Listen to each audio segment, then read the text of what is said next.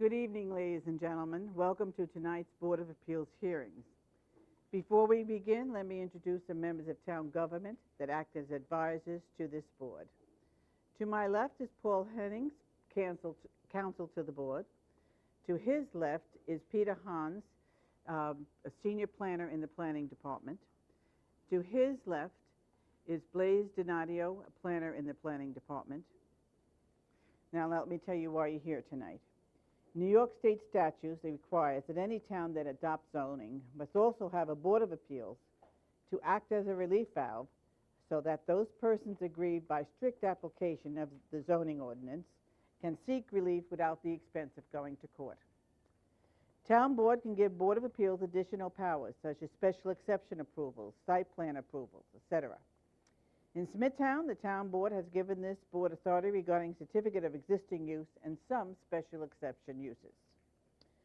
The most common kind of application before the board are area variances. Area variants deal with dimensions such as lot area, frontage, height, setbacks, and parking spaces.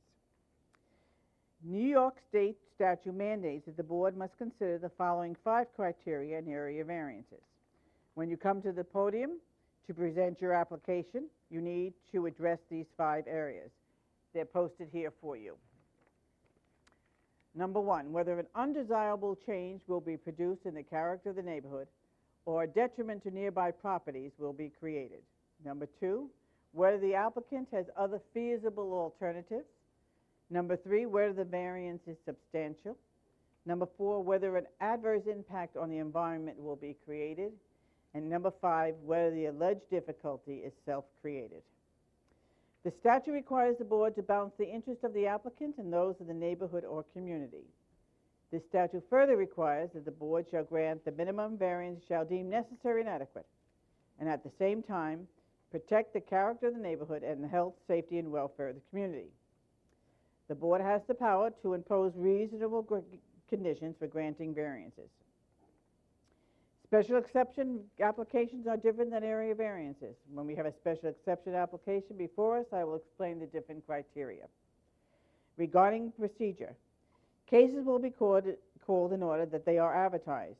When your case is called, please come forward, submit your affidavits and mailing receipts to Mr. Donadio, and then you will be sworn in at the podium, and you will be given the opportunity to explain to the board why you need the variance. After the applicant is done speaking, all interested parties will be given one opportunity and only one opportunity to be heard.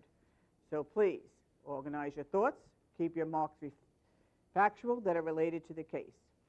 Then I will ask the applicant to come back to the podium to answer your concerns. The board will then close the case and reserve decision. After all the hearings are closed, the board will review the cases and decide some of them. Others will be reviewed at a later date. There are 3 ways to find out the results of the case. Number 1, you can wait until after the public hearing, but there's no guarantee the board will act on your case tonight. Number 2, you can call the planning department tomorrow afternoon. Number 3, applicants can wait and be notified by mail. We do have adjournments, so I'll tell you what the adjournments are. First case is case 16903. B. Calvazola, no, that's adjourned. Is anyone here for that case? It is adjourned to May 28th. You're very welcome. Thank you so much.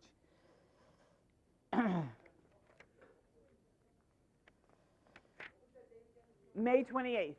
You're welcome. The next case is case 16883, VEA 181 Realtor Corp. is adjourned to June 11th. All right, is anyone here for that one? Okay, June 11th. The next one that's adjourned is case 16888 Summit Lifts, has been adjourned to May 28th. Okay? You're very welcome.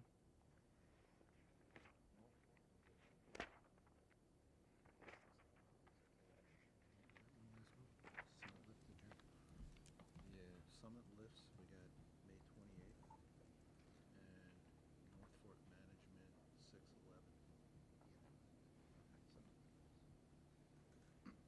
Okay. You ready, Peter? Yes.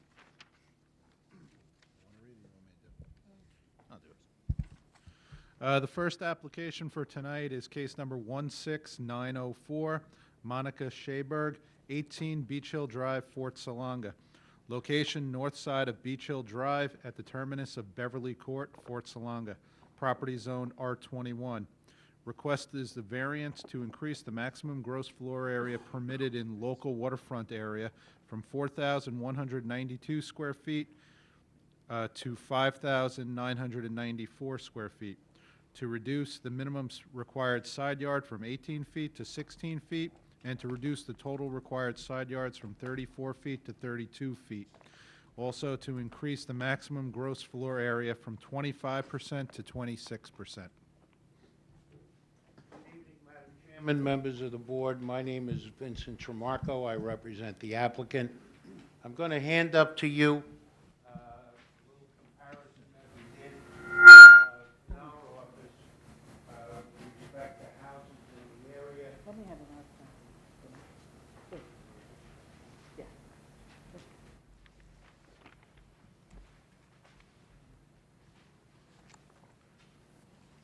Now, because turn this around. property is in the LWRP, Local Waterfront Improvement District, we're subject to requirements that we wouldn't normally be subject to if we weren't in the, I know, it must be the whole mic. Take the mic out. You can walk around with it. Okay. So the first thing I'd like you to look at is our comparisons of the Schaberg request, which is 5,994 square feet. And let me indicate that 530 square feet of that is air. And I say air because, as you know, the interpretation of our board, the building department really, of airspace, and they quantify it into, I guess, cubic feet, and they count that as part of the living area, which really isn't living area because you can't live there. But anyway, so if you take that off, you got about 5,400 square feet, which is pretty close to the Dietrich application, which you have number 2 in the columns that I gave you. And that was case 15735, and the decision was attached. And Dietrich was granted by this board 5,509 square feet. Another case that we did that our office handled was Basilico, and this board granted 4,998 square feet. But one of the things that, again, I'd like you to look at and was brought out by Dr. and Mr. Schaberg, Mrs. Schaberg's architect, was the land is better than an acre. But because of our steep slope ordinance and the practicalities of building on this property, we could only use about a little better than a half an acre. And then with the LWRP, we get down to a percentage, and we're asking for 26%, and the requirement or the maximum is 25%. So there really isn't that much difference. But more importantly, look at what's surrounding the Schaberg residence. Every one of these houses, including the Dietrich house and including some other houses, right in the area, right along Beach Hill Drive. They're 4,000 plus square feet, 5,000 square feet. They're all large houses. And why do we have large houses on Beach Hill Drive? Well, one of the reasons is it would be silly to build a house 3,500 and even 4,000 square feet on property that is worth $1 million. A building parcel in this area, even in this economy, is worth $1 million. So why would anybody build a house that probably wouldn't sell in the future I'm not saying my clients want to sell.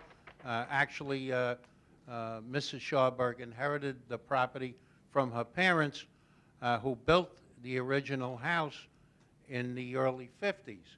And they first used it as a summer home and eventually retired there. And when they passed on, Dr. and Mrs. Schauberg inherited the property. And but the property, the house is old. It's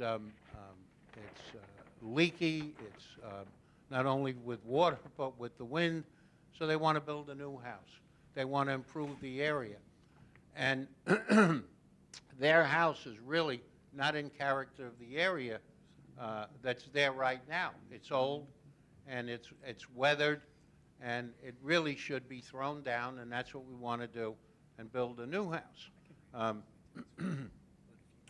So again, if you just look at what we have here and look at the size of those houses and the character of that area, it wouldn't make any sense to build anything smaller or certainly less attractive.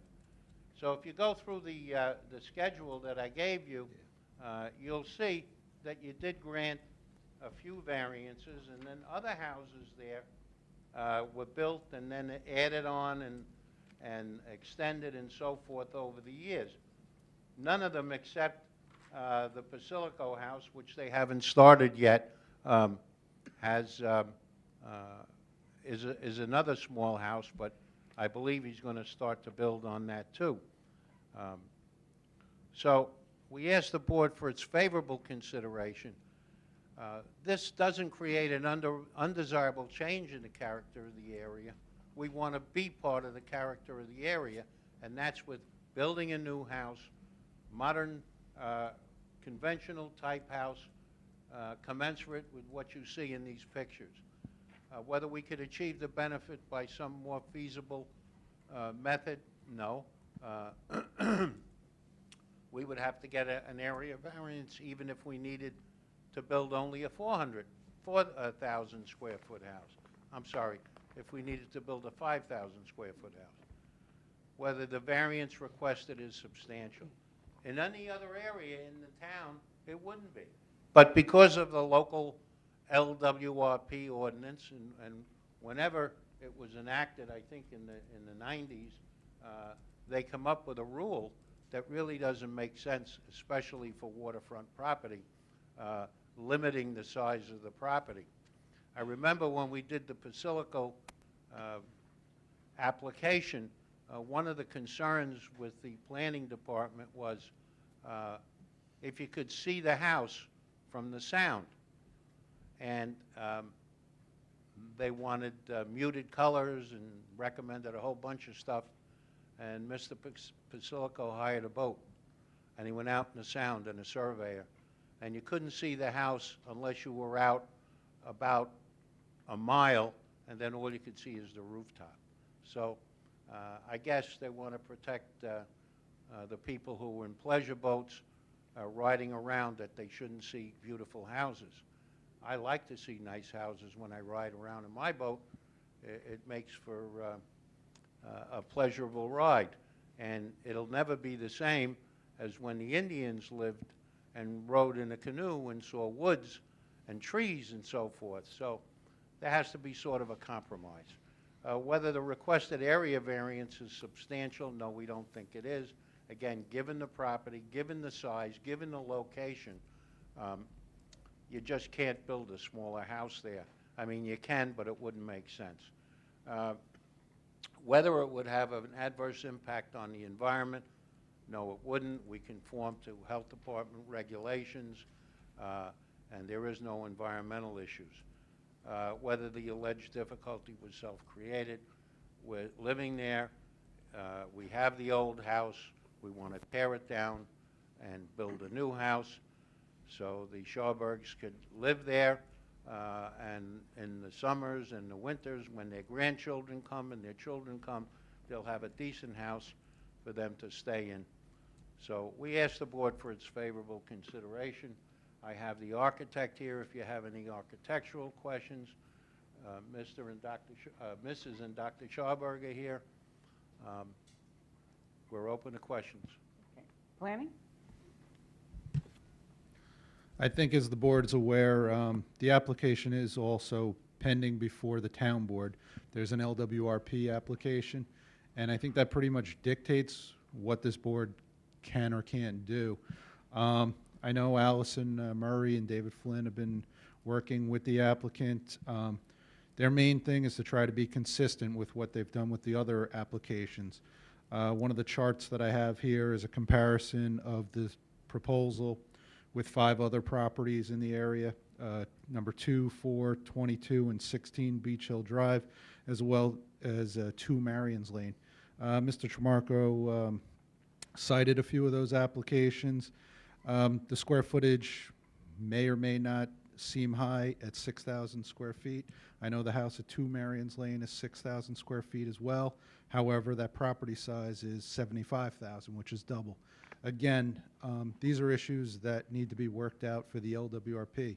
So if the board's inclined to act on this, I think we really need to wait and see what happens with the town board and the LWRP, and as well, there's no secret. Mm-hmm. Okay. Gentlemen, any other questions? No questions. Okay, thank you. Thank you. Is there anyone here that would like to be heard on this application? Hearing none, I'll entertain a motion to close the hearing. So moved. Second. Regularly moved in second. All in favor? Aye. Motion carried.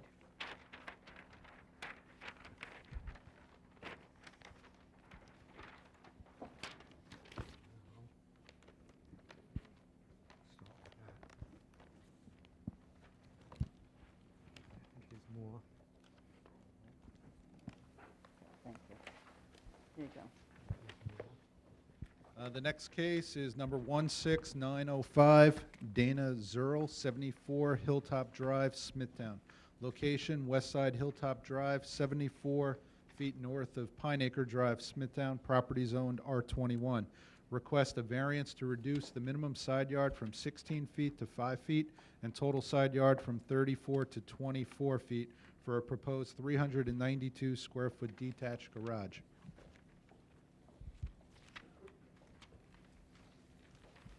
May I have your name, please, Joseph Zerl and Dana Zerl, and your address? 74 Hilltop Drive, Smithtown. Okay. Are you going to speak? I'll speak. Okay. Okay. Raise your right hand, please. Do you swear to tell the whole truth and nothing but the truth? Yes, ma'am. Okay. You want to tell us why you're here, please? Yes, ma'am.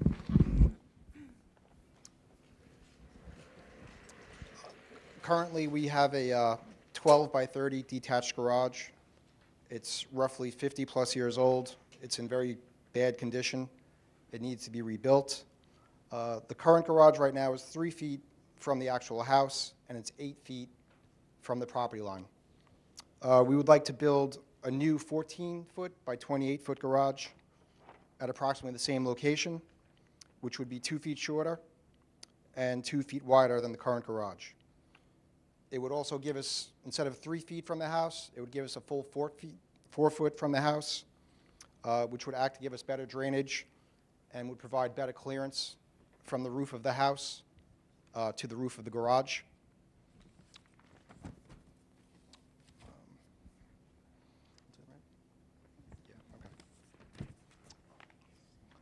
Also, I just want to add, the way that property is set up, the house sits diagonal to the property line.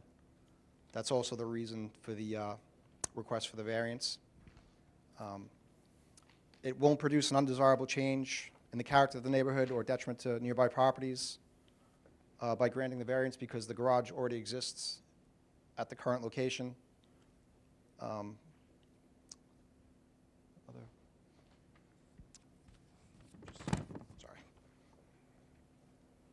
We have no other place that we can actually build the garage on the property because, like I said, the way the house sits on the property. We don't think the request is substantial because we're only asking for what we currently have from 8 feet to go down to 5 feet. The garage won't have any impact on the environment. And we do understand that the request is self-created because we want to build the garage in a slightly different location. And if there's any questions, we can answer them. So you were at 8 feet and now you're going to 5, am I correct? Yes, ma'am. Planning? No comment. Gentlemen? No, thank you. Thank you so much. Thank you.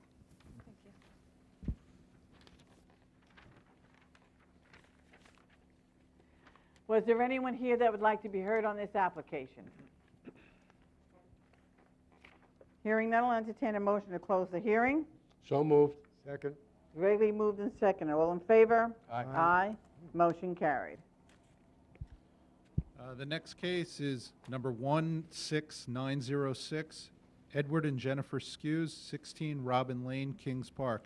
Location north side Robin Lane, 335 feet west of Hilden Street, Kings Park. Property zoned R10. Request a variance to increase the maximum paving and side yard from 25% to 30% for a 250 square foot patio.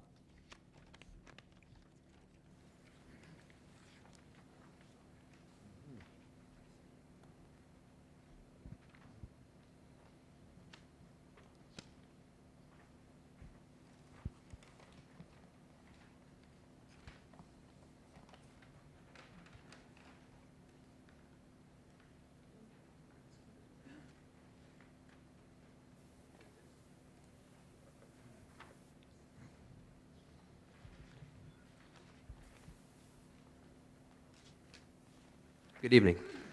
May I have your name, please? Edward Skews, 16 Robin Lane, Kings Park, New York. Okay, raise your right hand, please. Do you swear to tell the whole truth and nothing but the truth? Yes, I do. Okay? Okay. What we're trying to do is on the side of my house to put a small 250 square foot concrete patio area. I believe the town gives you up to 25% of the side yard is eligible to be paved without a variance. We're looking to go 30%, which is 5% over the max. The Smithtown, I think the town engineer had been there to make sure the grading was okay and was grading the proper way before we did it. I don't think there's anywhere else I could do this, because on the other side of the house I have less room. I don't see any environmental impact, and I'm going to put a vinyl fence instead of the old chain link fence to try to improve the way the house looks and the area looks. So basically, it's area that I couldn't use as it was, and we're looking for a variance for 5% over the 25% allowance from the town. What is it going to be used for? Just going to put a patio for my kids. I'm going to fence it in and have an area for them that they could, play. And it's concrete, did you say? No, I'm sorry. Right now it's grass, dirt.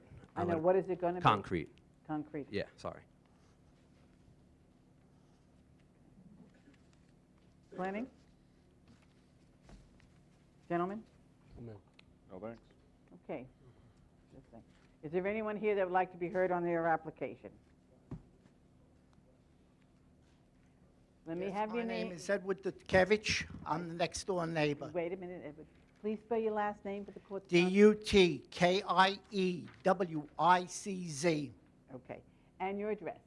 14 Robin Lane, Kings Park. Okay. I Raise your lived right there hand. for 35 years. Raise your right hand, please. Do you swear to tell the whole truth and nothing but the truth? Yes, I do. Okay. Go ahead. I have nothing but problems with that property. It's a constant runoff of water from their property, and now with a patio, it's going to be worse. I have nothing but mosquitoes and water on the side of the property in the summer. And I had gone to the buildings department. They told me I had to go to engineering. I went to engineering, and a guy came and stood on a sidewalk, didn't go on my property or that property to look at it, even to see. And the slope has been changed. I am up. He's much higher than me. I know. We were There there. was a wooden wall there put up by Claus, which was my daughter's godmother. When they put the pool in, they destroyed the slope of the property. I didn't complain. Over the years, the Martins were there, and I told them, and they found there was a leak in the pool, and they fixed it. But now, the last 2 years, they redid the patio all around the pool, extended it, and the slope, they moved a tree over to my side. When they put it in, the water was running, and I went there and told them. They're nice people. I got nothing against them. But I cannot live with mosquitoes and water on my property, and it's impossible for two people to live on my side of the house. I can't do nothing. There is nobody on my block that has a patio to the side. They have a play gym and everything in the back. They have tremendous patio in the back, and why they need one between the houses, I do not know why. But it's just as bad this way, doing things like this, like the glass house that nothing's been done about. That's all I got to say. All right, thank I you. lived there 35 years, and I never had a complaint. We're very friendly with all the neighbors. I say hello to them and everything. But this, no, I can't put up with it no more. Okay. Thank you so much. Tommy, I said thank you. thank you. Okay, up. You can come up and answer his concerns.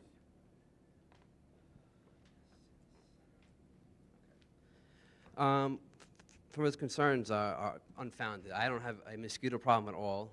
Last year we had a pipe burst underground with the sprinkler system, which I was unaware of, which did cause water to, I didn't know it was broke for a few weeks. Underground water built up. I fixed the pipe that broke.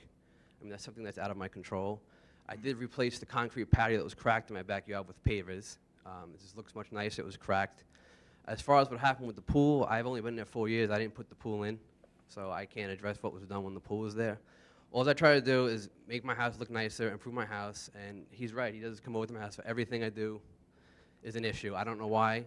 It's, there's a house on my block, and multiple houses that have concrete patios all over the place. Okay. Thank you. Excuse me. Thank you. All right. I got a quick question for you. You Are come you back. able to move, you're showing 1 foot between that patio and the property line? I'm sorry. What's that? You're showing 1 foot between that patio and the property line? I'm not sure. It's what the plan You calls cannot for, talk and I know from the it's not audience. built yet. Please. No, yeah, there's nothing there. I mean, Would it be a great inconvenience if we increased that to 2 feet and gave you the ability to put mulch there to keep any water from running off onto his property? no, I think that would be all right. Thank you. Yeah. Okay. Thank you so much. All right, I'll entertain a motion to close the hearing. So moved. Second. Wrigley moved in second. All in favor? Aye. Aye, motion carried.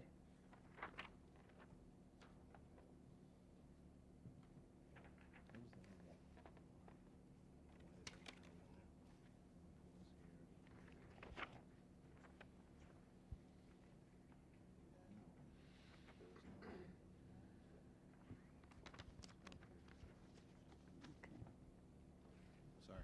That's all right.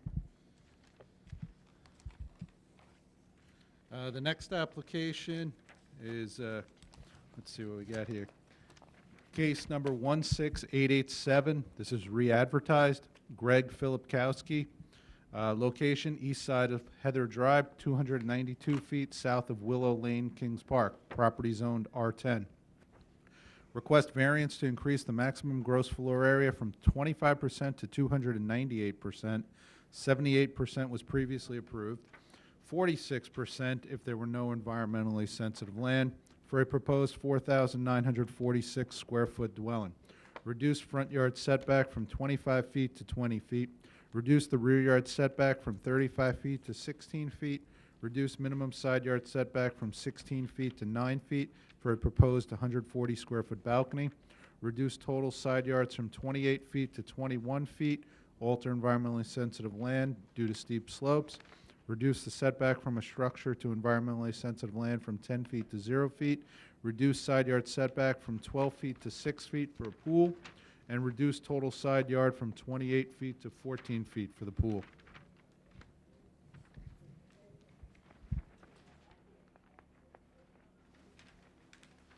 Good evening, Madam Chairman, members of the board. My name is Vincent Tremarco. I represent the applicant. I've submitted the affidavits of posting and mailing to Blaze Donadio. Mr. Tramarko, just can you wait 1 minute, please? Sure. I just wanted to make sure, do we have all the revised ones in here? There is revised, right? Yes. I have one that's let me just see. The latest plans should have a date received of April 19th. I have one. We dropped off 6. Yeah, there were 5 or 6 earlier today. You got it? Okay.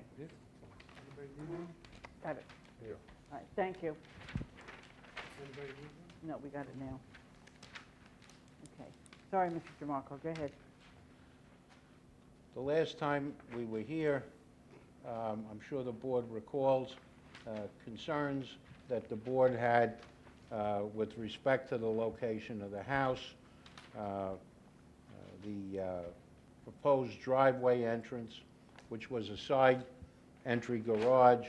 We'll start off with that. We changed that to a front entry garage.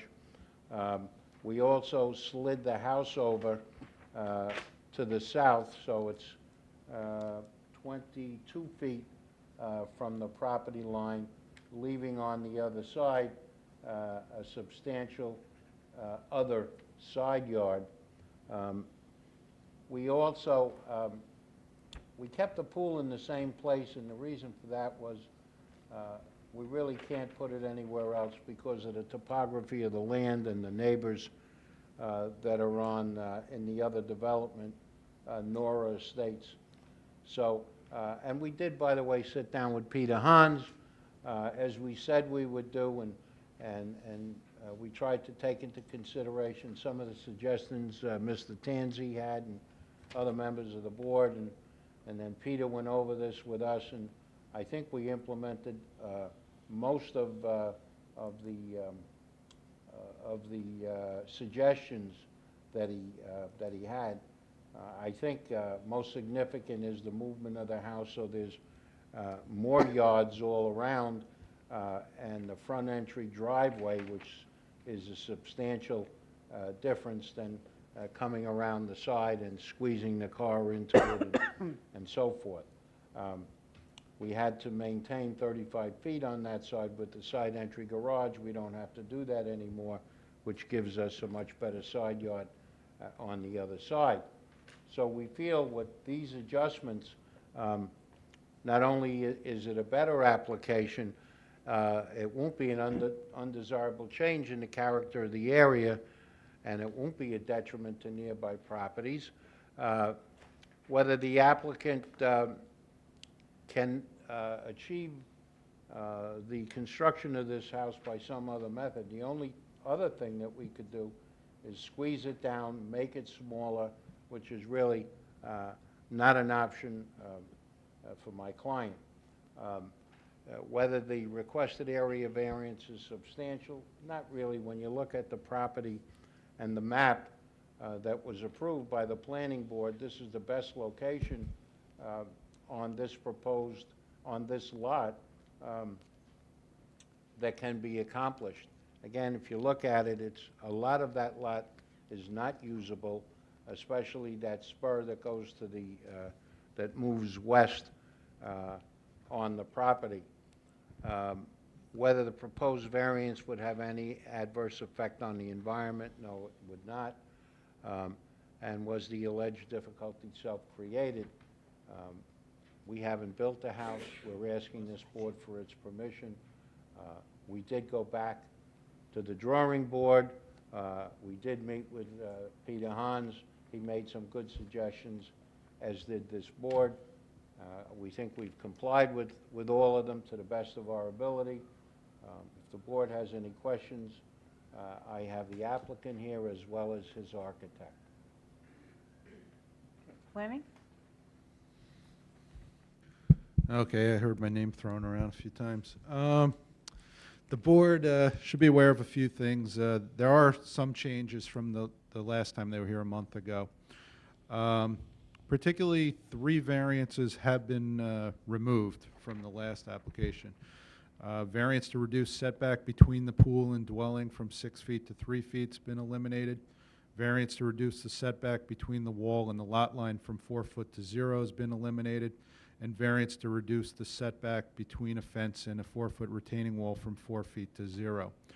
The new added variances from the last time, the board had suggested that he move, possibly move the structure forward. So now you have a variance to reduce the front yard setback from 25 feet to 20 feet. And also you have a variance to reduce the rear yard setback from 35 feet to 16 feet. There's been other changes, slight to the other variances, but just numbers adjusted. We did meet with Mr. Tramarko and the applicant. We feel the application is better. Putting in a front entry garage significantly helped in that we don't need to excavate or put a driveway at the base of the retaining wall along the south property line. That was one of our primary concerns, was that it would impact the retaining wall to the south. Also, a major concern was encroachment onto the state, onto state property to the east. There was no way to install those retaining walls and fences unless they got easements or they encroached. So they've moved the retaining walls in 4 feet so that we don't have to worry about them on state property. The pool has been adjusted as well to not require a variance. The house still is a large house. It should be noted that roughly 850 to 900 square feet of it is attic area, however. Also, of the prior notice, 140 square feet was for a balcony, but that should not have been included because it's not enclosed. So when you take that into effect, I mean, it looks like you're proposing a 5,000 square foot house, but in actuality, it's closer to about a 4,000 square foot house. Still a large house, but not as severe as the advertisement would make you think.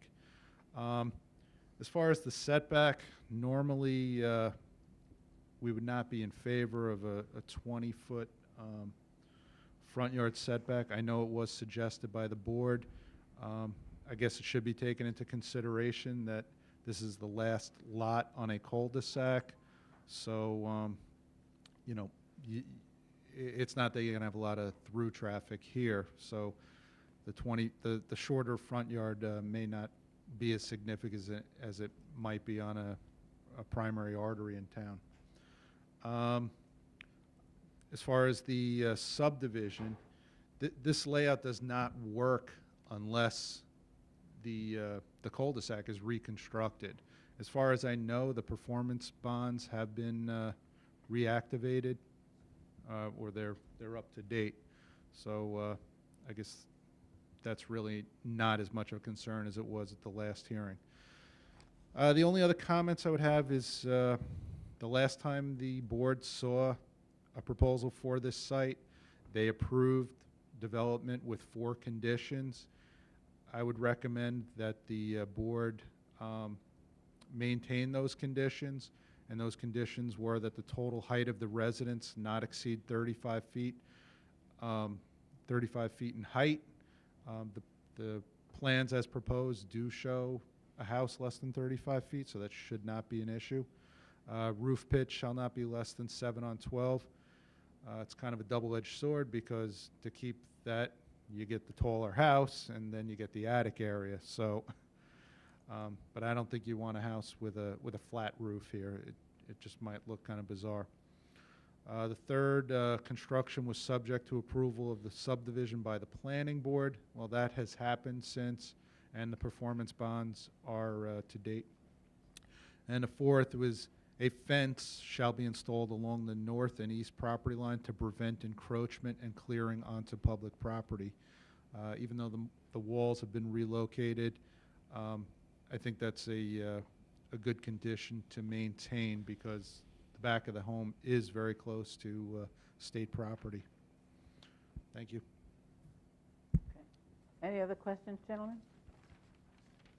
No. Okay. You are aware there's no decision tonight. Secret. Yes, I am. Okay. Okay. Is there anyone here that'd like to be heard on this application? Come up, please.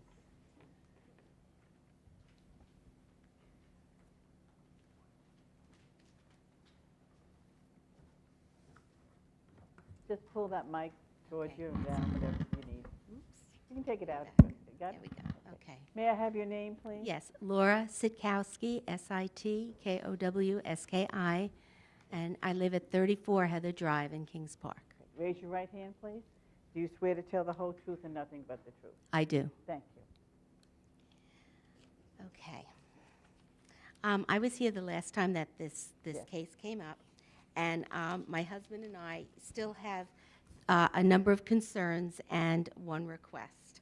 The first concern is the size of the home, because the surrounding homes are between 2,000 and 2,600 square feet. And I know in the last meeting, Mr. Tremarco made a comment that it could only increase the value of the properties. I beg to differ with that, because I believe there are neighborhoods where you see a house that is markedly different and it can detract from the surrounding homes.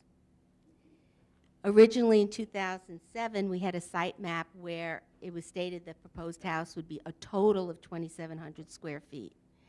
And I understand now, even without the attic and everything, it's about 4,000 square feet of living space. So that's still a very large house for the area. It's also situated on environmentally sensitive land, and I'm just concerned about, this is my second concern, the way in which this land, not only on Lot 2, but at the terminus of Heather Drive, will be handled. After the 80-year-old trees are removed, what precautions will be made until the retaining walls are constructed? My request to the board is that they require the construction of the retaining walls be built prior to the construction of the home, so as to avoid any landslides into the home, into the street, or onto our adjacent property. I'm speaking from experience. This is not conjecture. Approximately 15 years ago, a property adjacent to our home had this happen. The night after the soil was disturbed on the hillside, a heavy rainstorm developed, and a pyroclastic river of mud and sand filled the backyard of this person, came down between our two properties, filled our newly sodded lawns with mud and sand, washed our chips into Heather Drive. It took weeks for us to clean that up. I want to avoid a repeat of this situation by being proactive and not reactive tonight. If a heavy rainstorm develops after the removal of these trees from Lot 2 and the terminus of Heather Drive, the street, as well as our property, could be covered in mud and sand as well. So it has happened. My third and final point is a request from the board. Is there any possibility that the proposed redesign of the cul-de-sac be changed so that the appearance of our property, which has been the same for 21 years, is not altered? And I do have a copy that you were kind enough to give me, and I did outline the proposed cul-de-sac in yellow and what is the current cul-de-sac in blue. Our property is here with our driveway, okay? It would come across, and what would end up happening is we would lose part of our driveway. It would no longer look symmetrical. It would have a diagonal cut right through it. A portion of our fencing would need to be removed, and our lamppost would need to be relocated. So if there's any way this could be altered to just move it a few other feet, we would be ecstatic. In conclusion, my husband and I respectfully ask the planning board to strongly consider our concerns and requests tonight so that this spot building project proceeds smoothly and that the surrounding residents can be made as content as possible. Thank you, Madam Chairperson and members of the board. Okay.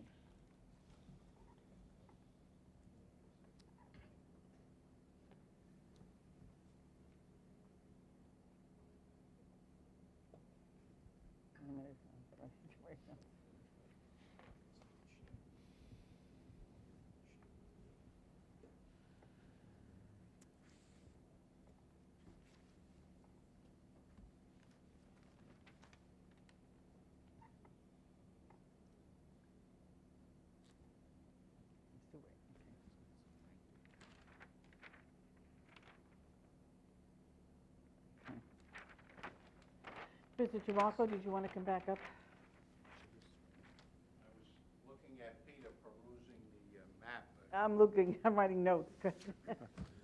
What I was thinking about was the planning board would have to reconfigure that cul-de-sac. I don't think at this late stage that, you know, we would want to apply to the planning board to do that. It's not a question of, this is what they told us to do, and that's what we did. With respect to the retaining walls, whatever makes sense, we'd be happy to, if engineering says, or the contractor says, well, you got to build a wall first before you build a house, well, obviously, we would do that. We don't want to cause any kind of destruction, not only to our own house, but to the neighbors. So whatever makes construction sense and whatever the town engineering department says to do, we'll do. Madam Chair, I mean, I would agree as far as the cul-de-sac, that's not this board's decision. That would be the planning board that granted approval of the subdivision. This subdivision, it appears, goes back to 2007. The cul-de-sac is a slightly smaller than code. Code has a 60-foot radius. The radius on this proposed cul-de-sac appears to be around 45 feet. You know, if the board or the planning board wanted a smaller cul-de-sac, you know, that would have to be worked out by that board. We've noticed over the years it depends on a lot of factors, including highway superintendents, and you know, certain superintendents in the past insisted on as large a cul-de-sac as possible, while others didn't mind smaller ones. It was less pavement to plow and maintain. So, as far as the cul-de-sac, this board has little leeway. If it was reduced, potentially then you wouldn't need the front yard setback. Now, they have the opportunity to go to the planning board, these people, They have right? the opportunity, yes. Yeah. But, you know, they also have an approved filed map. Mhm. Okay. Thank you. All right, thank you. All right. Anything else? Nope. Okay. Okay. We'll entertain a motion to close the hearing. So moved. Second. Regularly moved in second. All in favor? Aye. Motion carried.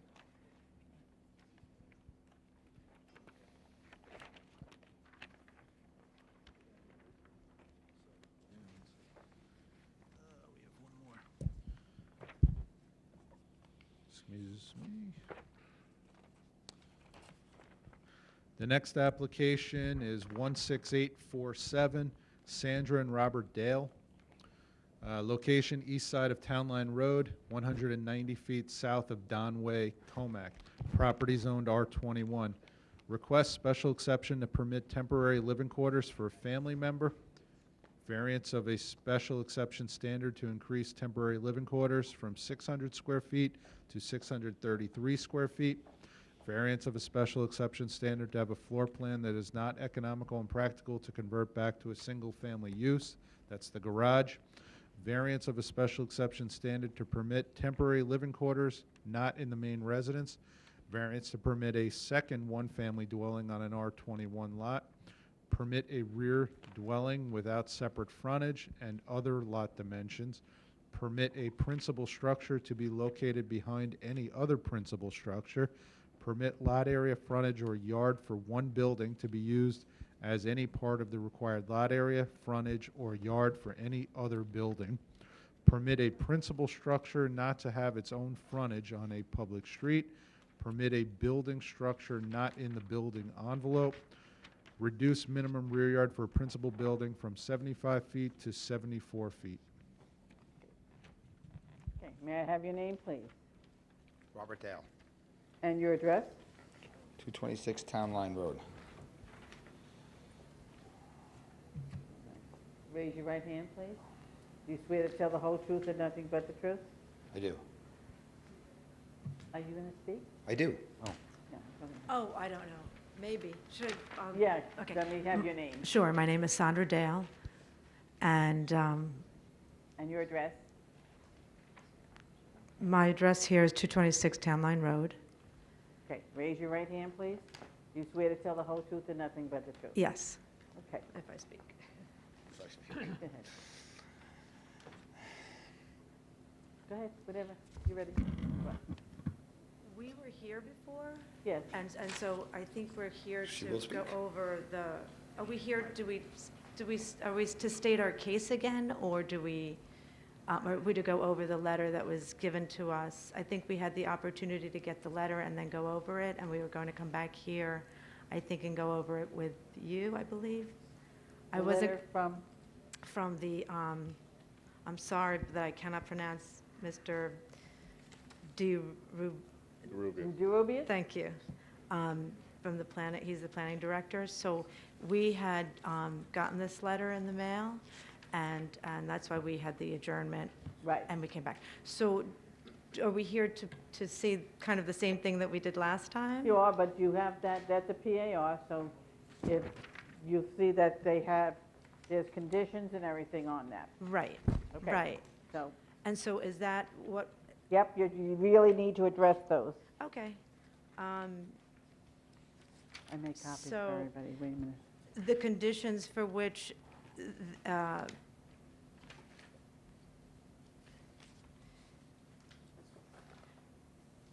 so it recommends that the special exception be approved with the following conditions. So should we then address those conditions? You can, and you're going to be able to have to live with those conditions. Right, and so that's where, I think that's what we wanted to discuss Okay, go tonight. ahead. Is that okay? Mm-hmm. Yeah. Okay, so everything here is fine. The time frame is where we have a little bit of an issue, primarily because we're in the process of selling a home, and right now with the market, everyone knows, can we do it within 45 days or 6 months? I don't know. That's our only, where we have a difficulty. Mm-hmm.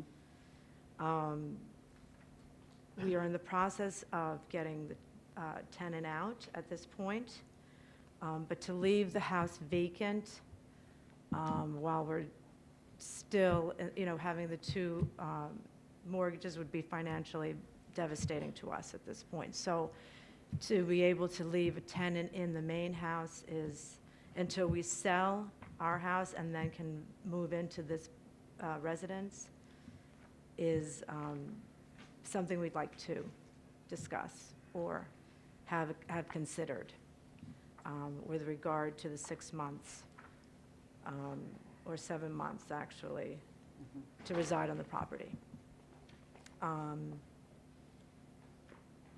Everything else, we believe, we don't have a problem with. It's just that issue. So part of it would be, would we be able to then have the one-family house with a tenant and until we move in?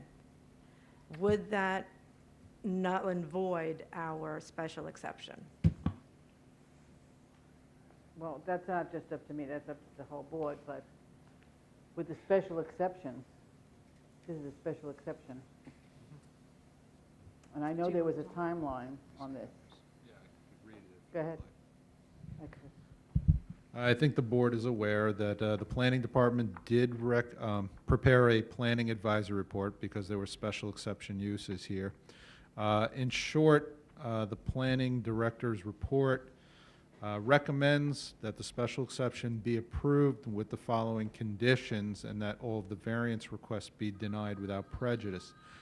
The recommended conditions, number 1, was that the main dwelling shall be converted back to a single-family residence by A, creating permanent archways between the foyer and kitchen on the first floor, as well as at the top of the stairs on the second floor, and B, removing the fence that extends from the detached garage to the rear property line. Number 2, this approval shall be null and void unless the applicant adheres to the following schedule. A, within 30 days of this decision, a building permit application to convert the principal building to a single-family residence shall be filed. B, within 45 days of this this decision, one of the two apartments in the principal building shall be vacated. C, within 3 months of this decision, residents of the principal building who are not the applicant shall vacate the premises.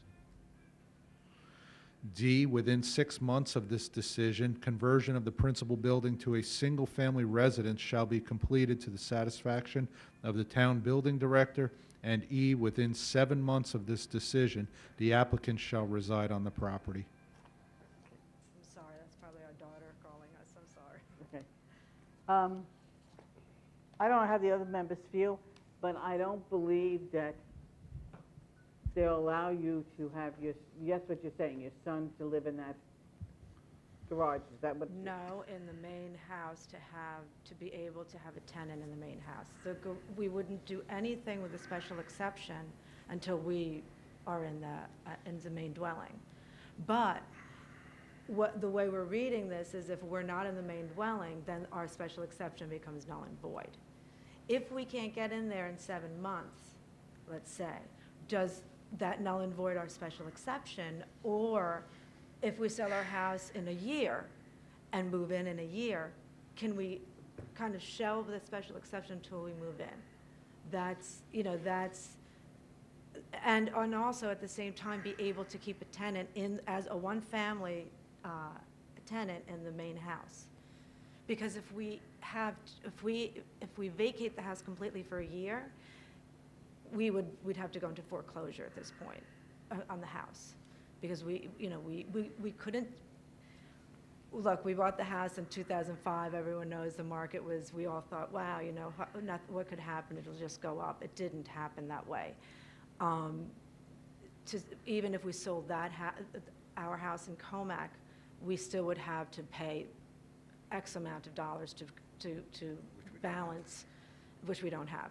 To sell our house now, we've had it on the market. We took it off the market because we were hit with a hurricane. We're doing renovation, well, not renovation, we have a roof that flew off and all kinds of things that happened there that we're working on. The house was supposed to be put on the market in March because the weather hasn't helped us out here. We're still trying to that's another story. Anyway, that should be ready to be put back on the market in, I hope, May, the beginning of May. Who knows how long it'll take to sell it. We had it on last year, and here we are still, that's our issue. That's really the issue here. Let me just clarify. Everything else is, Who lives in the house now? we have a tenant in the house. You have one tenant. We have two, one You is have two. leaving. One is leaving, One is leaving. yes. Can I just say something? Sure. Because just go over, to stay with the conditions, because I wanted to just go over these conditions. The foyer and archway, we can do that right away, simple. We've already let the tenants know that they're to move out, and they're in agreement. So we already have one of the tenants moving out within, I believe their time is going to be up in the next couple of days. So we've already taken care of that part. The one thing in condition 1B, where it says remove the fence that extends from the detached garage to the property line, that fence does not go to the property line. It's 2 sections, and it basically covers up some equipment that I have back there. So And the property line is on a hill. one of the previous tenant, somebody testified that what we've done since we've moved in there is put up fences and shields to try to cover, different things. Like we have where our garbage cans are, we put some lattice up, and we're making improvements all over. We put a new roof on, we put gutters on, we've maintained lawn sprinklers, we've done a lot of maintenance there. So that fence I have like some ladders and some equipment and some gardening tools that I put behind there, and I put a fence up because, so that nobody can see it. It's just hiding some stuff. Same thing I did with the garbage pails. Put a fence up to hide those. So the fence doesn't extend. It's only 2 sections. It's 16 feet. So in the back of the yard is 40 feet away. So I don't see where that really is that's not what's happening there. See, where it says within 30 days of the decision, the applicant convert the building to a single family, the permit, we can do that right away. Within 45 days, the decision of the principal building shall be vacated. housing to the single-family residence be filed. We did that. Within 45 days of the decision, one of the two apartments of the principal shall be vacated. We've already put that into motion, and we're in the process of getting that vacated. Within 3 months of the decision, residents of the principal building who are not applicants shall vacate the premises. What happens with that is, if we're not able to sell our home now, we won't be able to handle 2 mortgages. So we would have to wait until we sell. It's conditioned on us selling our house for us to be able to move in there. We've had it on the market. It didn't sell. It wasn't really a lot of activity. We're going to do some improvements on. Then we had the hurricane. We had to put a roof on. A couple of trees went down. We had to do some repairs there. So we took it off the market. We weren't getting any activity at all. We have it listed properly, according to 3 or 4 realtors, but we're just not getting any activity on it. So what would have to happen is we'd have to sell that house prior to us moving in. So what we're asking is if we can have one family stay there until we're able to move in. We don't know how long that's going to take. Who is living in the garage?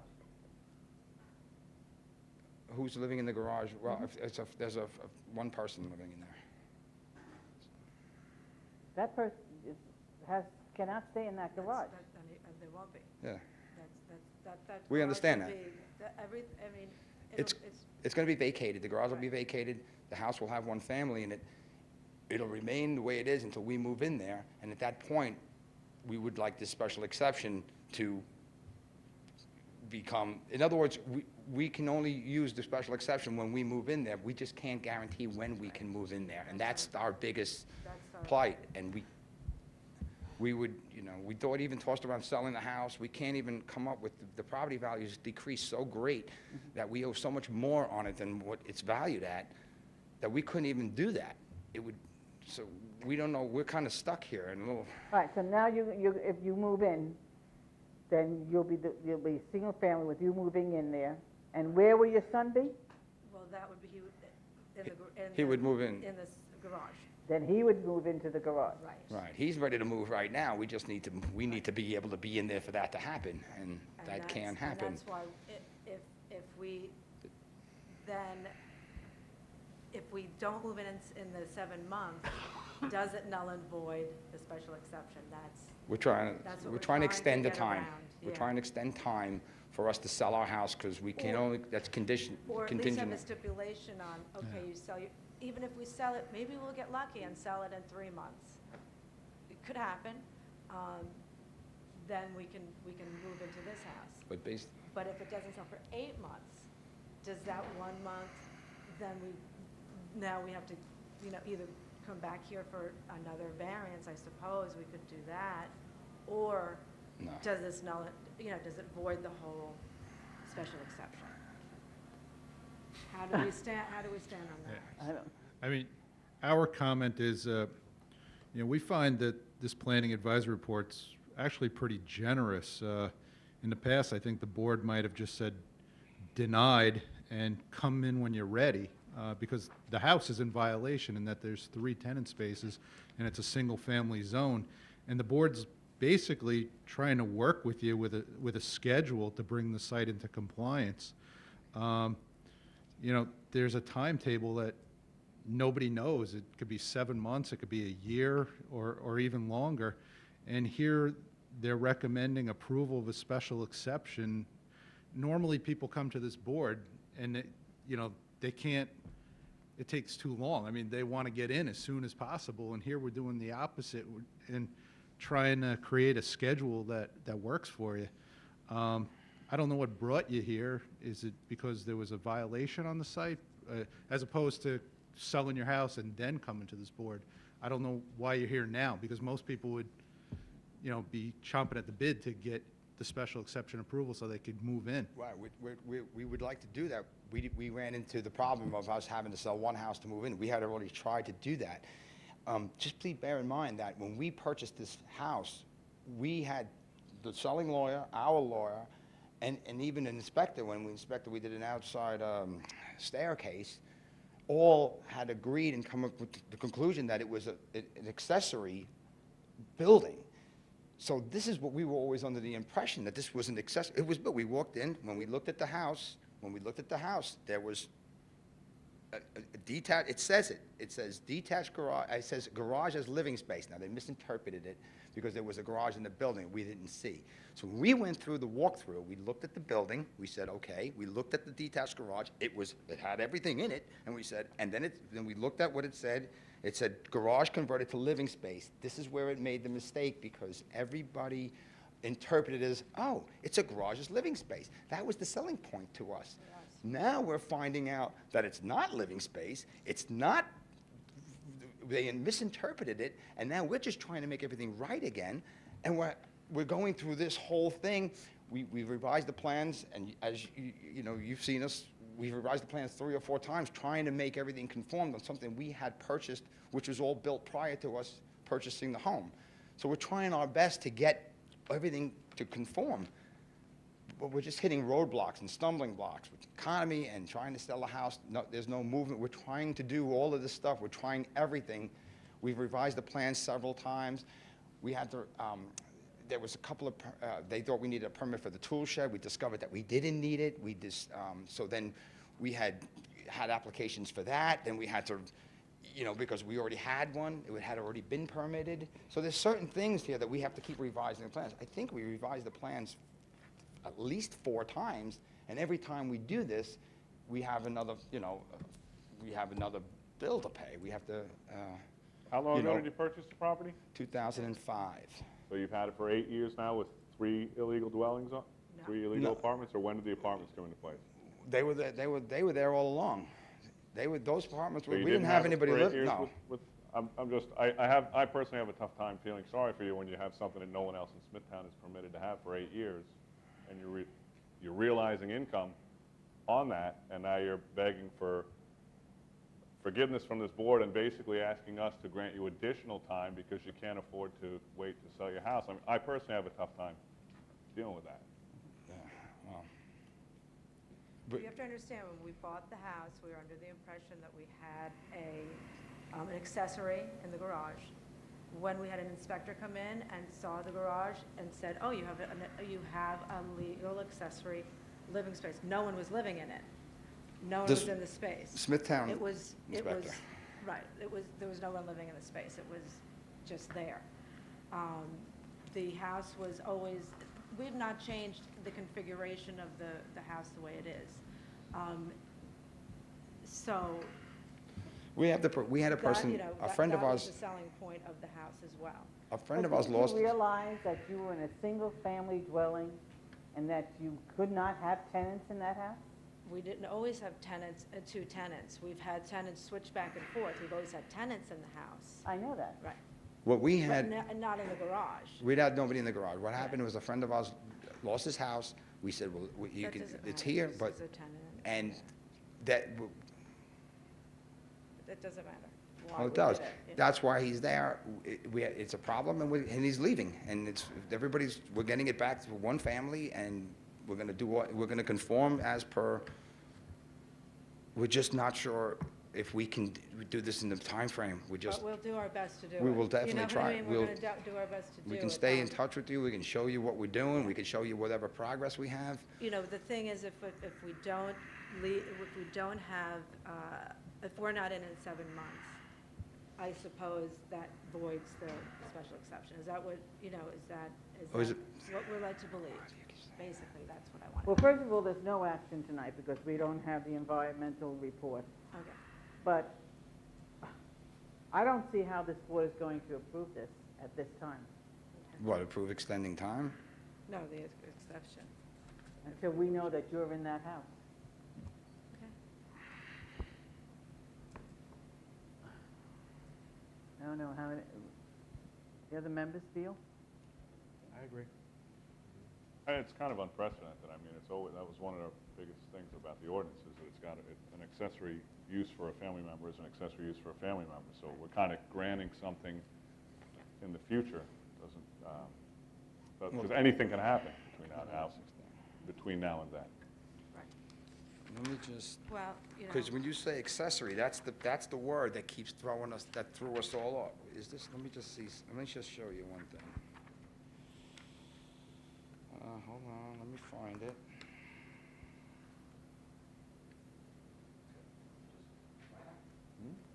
Go ahead. All right, go back to the, go ahead. He can't hear you, so you gotta use the mic. You got to go back to the, okay. Where it says garage, detached garage as accessory, Convert garage living space to a one-family dwelling. as accessory, that, I'm not a lawyer, so I didn't know. We just went by, everybody said, yes, it's fine. So this is what we're trying to do. Okay. We're just trying to get it conforming. Want to read this? That's for the chair reader?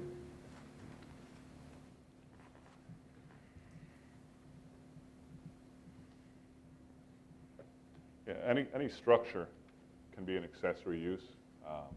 You can correct me if I'm wrong, but when you have a principal dwelling, anything that's on the property is considered an accessory use to that dwelling. So you would have a shed as an accessory use, a garage as an accessory use. It's not, it doesn't say it's a accessory dwelling, it's just an accessory use. And they always would have to be things that would be they would have to be typical uses that go along with a single family dwelling. But not that most people would know that. I mean, it's understandable that you may have misinterpreted it, but you know, there's a lot of things that we misinterpret, and it's, I guess that's why you're here. Well, it's exactly. So we're finding out, this is how we're finding out, and we're going back, looking at this going, wait, what, how? And, You know, I mean, we're if you look starting at from it from our scratch point of view, you're asking this board to perpetuate a non-conforming use that, you know, it's not fair to your neighbors. Yeah, I It's not fair to everyone else. I mean, if everyone had done it or does it, then it kind of changes the character of Smithtown. And that's what we try to preserve. That's understandable. We really do, we understand that, we really do. But also, we did purchase thinking that we had something we didn't have, which we're trying right now to get it right. Now, And we had that's really what we're here to do. We had an and- inspector come one time from the town of Smithtown who also interpreted it that way. So that's why we really were like, we don't understand this. Now, right, wrong, or indifferent, this is the way it's being interpreted. We're trying to get it right. So we're going to turn it back into a one-family house. We're going to do as suggested. We're going to remove the archways or whatever we need to do. We're going to get out a tenant. We're going to have one tenant in there. And that's what we're going to, we're going back to that again, and the detached garage is going to be vacant, just like it was for 5 years, 4 years, 5 years, maybe more than that. So we have, it's basically like a maintenance kind of thing, a little maintenance, the garage where there's a little sink and a little, that's it, and there's one person there. So what should we do at this point? Well, can I ask you a question? If you have 3 tenants in the house now, and you're going to remove 2 and still keep 1 in there, right? Yes. In the main house? In the main house? Yes. Just keep 1 in the main house? Yes. So why don't you postpone this until you sell your house and then come back? Well, because if we do, then, in other words, when you say postpone, I guess I don't understand what that means, I'm sorry. That's kind of what I was getting Well, at. what I'm saying, Come in when you're ready. Yeah. this would be my question, okay? Well- Because we purchased it, the detached garage is set up as a living space now. So in order for us to get it to conform back to a one-family, an inspector may go in there and say, well, you can't have this, so tear it apart. And then when we move in, so we may have to take it all down, something we didn't install, only to have to rebuild it again If we get- as soon as we sell our if house. we go back for the special. So we're trying to just shelve that and say, look, there's nobody there, there's nobody going to be in it, nothing's happening there, as was happening for years. Nobody was ever in there. And basically with storage, we would go back to that until we get in there. Then we could reapply for the special exception, I suppose. Is that what happens, we would reapply again, or do we Well, put this on you'd deferral? probably just not, I mean, I don't know how we do it, because normally we would close this application. Right. And then if we made a decision, then you would have to come back, which would require a unanimous decision to, But we could To deny it overturn without it. prejudice? or if we denied it without prejudice. I mean, there's nothing in the town of Smithtown that says you can't lease out your single-family residence. Right. The only issue is that accessory use, and I mean, I'm fine with or I don't know how the rest of the board would be. Or deny it without prejudice, so we really don't have any kind of jurisdiction over it if we could we try to do this in the time frame? And if in the event it's the 7 months is there and we're like, it's not happening, could we come back and say, guys, we tried, it didn't work? I mean, I personally have a problem with it only because we've never done it before. I, I mean, it's yeah, I'm always, just asking. And I don't know what, if this is going to be approved anyway, because let me just tell you that it has been that the board does not approve a family living in an accessory building. I understand that too. We do. Most of the time, We hope you do, because that's what we bought to purchase the house with that knowledge. and I can't guarantee that And I to you. we totally understand that. But I guess why we're here really is to see if we can, when you say postpone it till another time, how does that work? This would stay like this, and then No. we come, okay, so how does It it work? would be all withdrawn, it would be denied without prejudice, am I correct, Paul? And you would have to come back when you're ready, when you're in that house, to apply for a special exception. So what brought you in? Did you receive a violation? Or? our neighbor complained. Okay, so you got a Well, violation. they thought, yeah, but they Because thought. I mean, that's the one thing that we're missing, because if the town of Smithtown basically has an active violation, they're going to pursue that Right. unless you're working to. Well, we are, I mean, that's what we have all that in place. I mean, maybe the best thing to do is to go back to building department and public safety and say, all right, how can we do, because obviously we can't, I don't think we can take action. And if we go back to them and say, all right, what is it going to take that we can just stay what's going on as long as the applicant is willing to vacate the accessory structure and have only one person living in the main dwelling, and then come back, and then we can decide how to move. The other reason we came here first was that's how we were, because we started with the building department, with all the, getting Permitting. all the permits that were, for instance, the deck, we had a deck when we moved in, we had to get that permit, and those kinds of things. But they told us to do this part first. So that's why we're here first. That, I guess maybe it's a little backwards, but we were kind of advised to come here first. So when you ask why are you here first, that's kind of why. Well, the reason I asked that is because depending on what we did tonight, it Right. could, kind of mess you guys up with Right. public safety. And with the Yeah, we're rest of trying the not Right, to. so we would just cancel this altogether? It would be my suggestion that we wait till next meeting, or wait till you Okay, hear yeah, from, just- let yes. planning do a little bit of research and We'll do that. discuss it with the building department.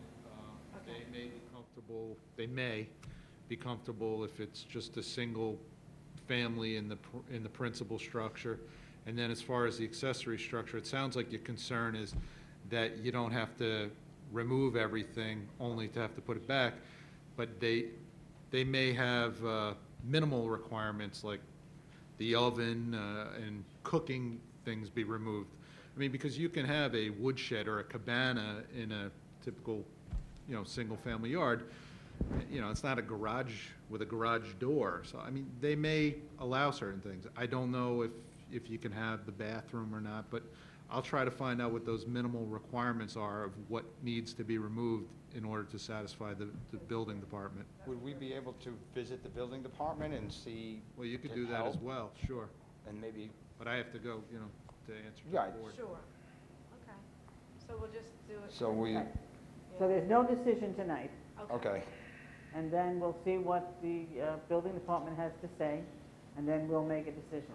Because we have to go back and continue that process too with the building department. So we can tell them that we've been here and we can move forward with that, The right? building. Well, they'll know. The I building mean- department's Yeah, here. they're aware. If they issue a violation and they know that you applied to the Board of Zoning Appeals and they see that the application is active, generally that, holds off their issuing summonses or taking any action. Okay. Okay, I'm going to hand this all back to you because this is your file. yeah, that's the big dilemma there. Okay. Okay, so we're gonna come back again. Is that what it is, or? I would Wait. contact the planning department. Yeah. Yes, you're gonna discuss it, and that's what we're, and I may come join visit the building department just to say, hey, guys, is there any way I can help make it better? Okay. We're good? We're good. Thank you. Okay. So I probably won't close this. Yeah. Okay, so no action. All right? That concludes our hearings for tonight. Thank you so much.